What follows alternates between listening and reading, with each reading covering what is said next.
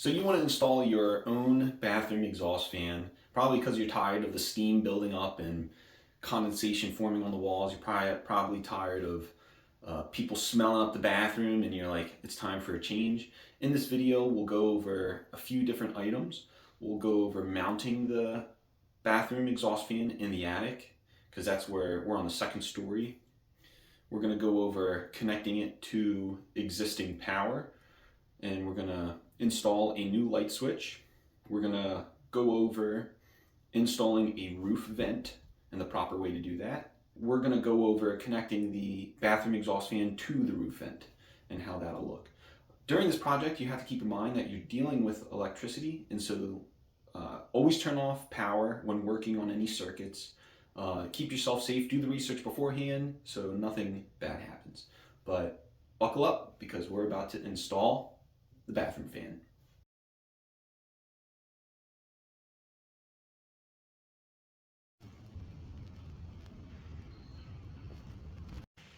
Okay, so it actually came with 4 holes, 1, 2, and then 1, 2. I drilled one on the side here and one on the other side here. The instructions to say put 3 nails on each side, but I think 1 will be fine on each side. All right, so I'm here with my friend Trevor. We're gonna do the vent on the roof. This is the setup here. It's kind of a hefty ladder, and then we are going to get up there. I'm too scared of heights, and so I'm just gonna film. So I'm basically going to be cutting, I'll be cutting this shingle course right here. Right up against that edge? Yeah, right up against that edge. So I'm basically going to have a square here. I'm not going to have to cut this at all. I'm going to try to have it so that that shingle course lands Right at the top? Yeah, I'm trying to think of whether or not I want to have it land right at, yeah, I do want to have it land right at the top. Yeah, I'm fine with that too. And just a little bit above the bottom of this shingle course. You don't want to overhang that shingle course. You want to have a little bit of gap right here at the end. And so that'll work out pretty well.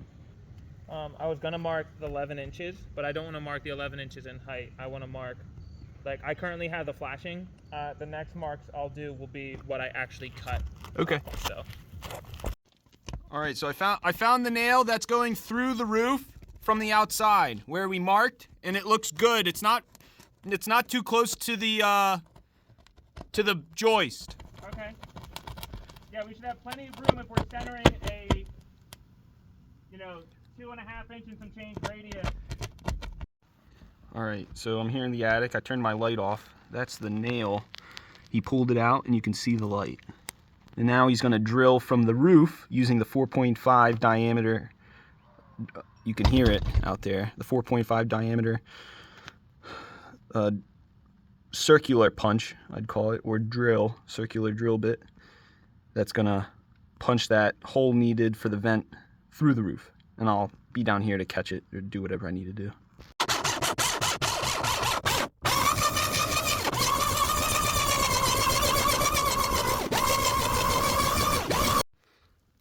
All right, we made it through.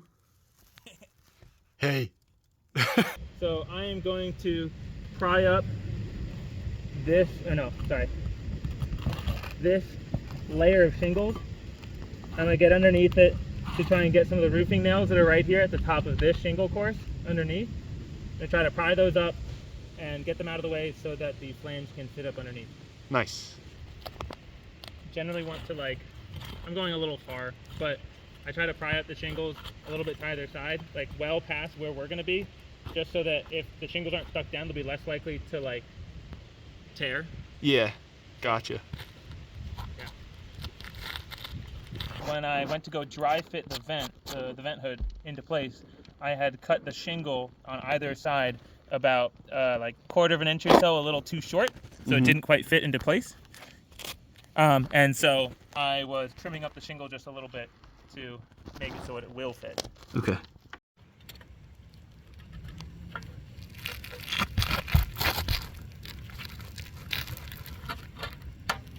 Nice, okay.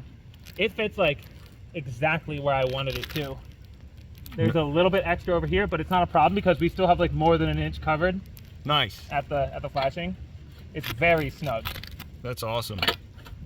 So, very glad with how that turned out.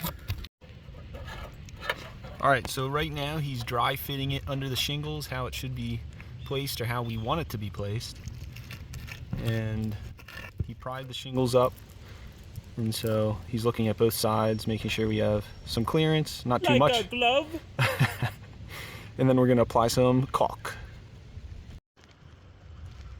We're gonna go 2 loops of caulk. And so we're gonna caulk kind of a horseshoe around the vent down through the roof. We're gonna leave the bottom of it open so water can escape out the bottom.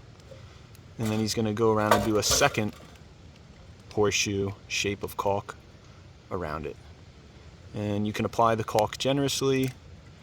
You know, the more you put down, I think the better. I'm trying to stay a bit away from the edge of the flashing, just so that, like, aesthetic-wise, it doesn't really bleed out over there too much. When you push it down, Yeah. looks good. Yeah. All right, he just caulked it and he's putting the roof vent in place. And you want to lift up those shingles and you want to slide it into place without kind of ruining that layer of caulk that you just did. It's just going around, pushing those shingles down. Then we're going to go around it, nail it in place, caulk the top of those nail heads, and then caulk around those shingles.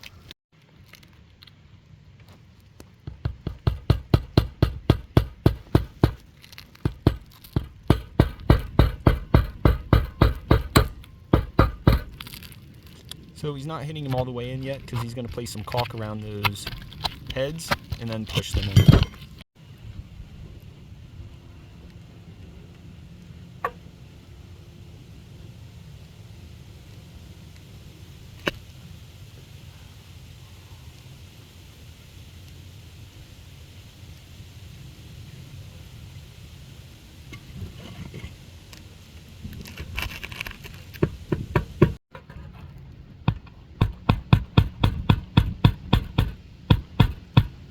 He's doing the top right nail.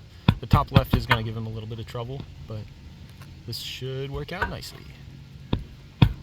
We're doing a final bead of caulk around basically that same U shape, or upside down horseshoe, whatever, around the top and the sides, just to help seal the shingle down to the flashing.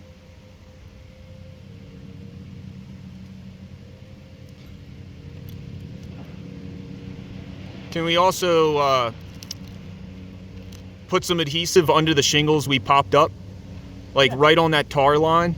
Yeah. Yeah, it's looking good. The shingles are all being stuck back down. Yep.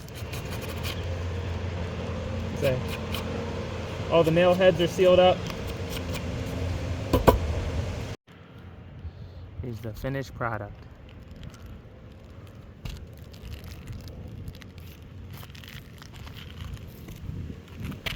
You can see the bead of caulk right here.